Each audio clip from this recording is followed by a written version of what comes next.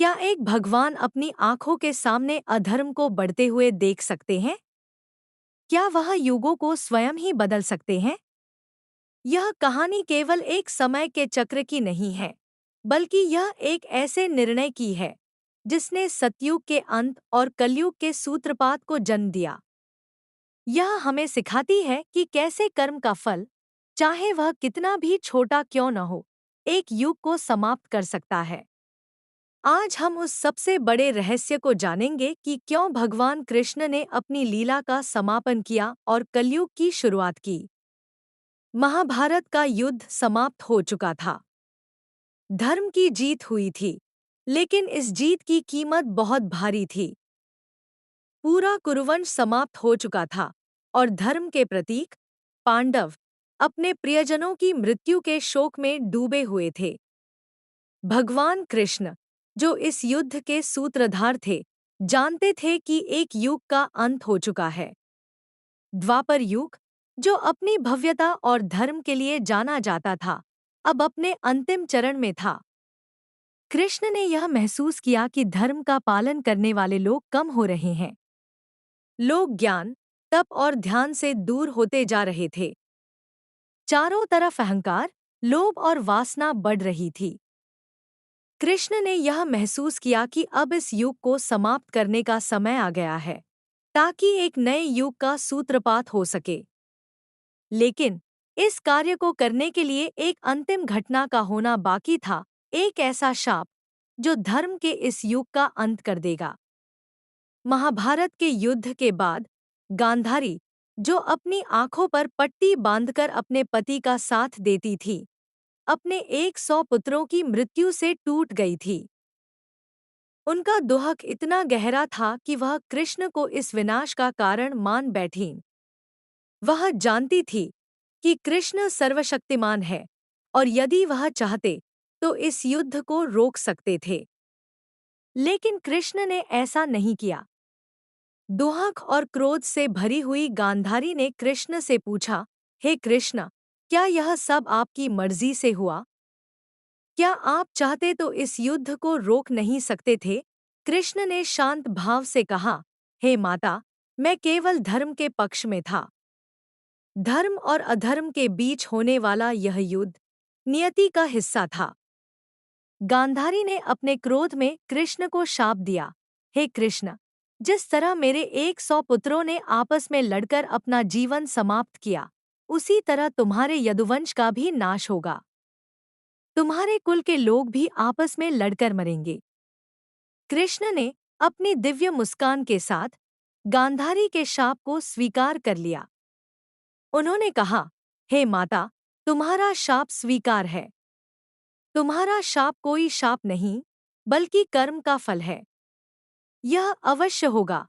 कृष्ण यह जानते थे कि गांधारी का शाप कोई नया शाप नहीं था, बल्कि यह केवल उनके वंश में पनप रहे अहंकार और अधर्म का परिणाम था।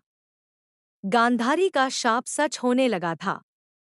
यादव, जो अपनी शक्ति और समृद्धि के लिए जाने जाते थे, अब अहंकार और घमंड में चूर थे। वे शराब पीने लगे, जुआ खेलने लगे और एक दूसरे का अपमान करने लगे। कृष्ण ने उन्हें समझाया, लेकिन उन्होंने कृष्ण की बात नहीं मानी। वे अपने अहंकार में अंधे हो चुके थे।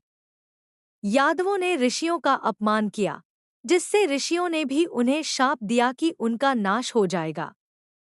यादवों ने उस शाप को हल्के में लिया, लेकिन वे नहीं जानते थे कि यह उनके कर्मों का परिणाम था।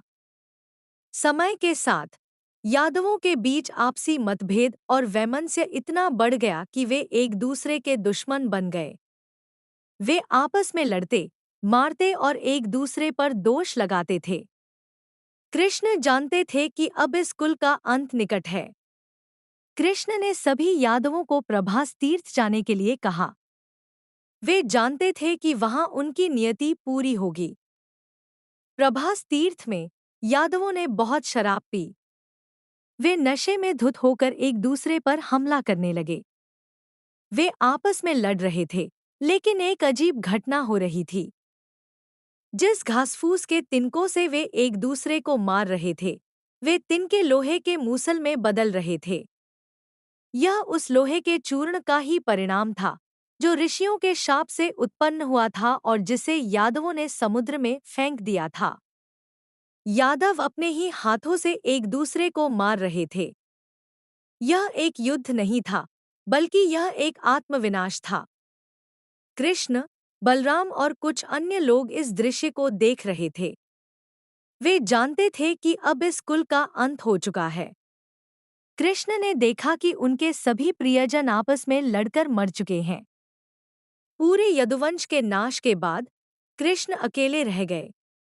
उन्होंने बलराम को देखा, जिन्होंने अपनी योग शक्ति से अपना शरीर त्याग दिया और अपने धाम को लौट गए। कृष्ण ने भी उस दृश्य को देखकर अपनी आंखों में आंसू लिए, क्योंकि यह युग का अंत था। कृष्ण अकेले ही जंगल में चले गए और एक बरगद के पेड़ के नीचे जाकर बैठ गए। उनके मुख पर एक दिव्य, शांत मुस्कान थी, मानो वह जानते हों कि उनकी लीला का समापन होने वाला है। वह ध्यान में लीन हो गए, अपने अंतिम समय का इंतजार कर रहे थे। उसी समय एक शिकारी, जरा, ने उन्हें एक हिरण समझकर तीर चला दिया। वह तीर सीधे कृष्ण के पैर में लगा और कृष्ण ने अपना शरीर त्याग दिया। जैसे ही कृष्ण ने अपना शरीर त्यागा, द्वापर युग का अंत हो गया और कलयुग की शुरुआत हुई।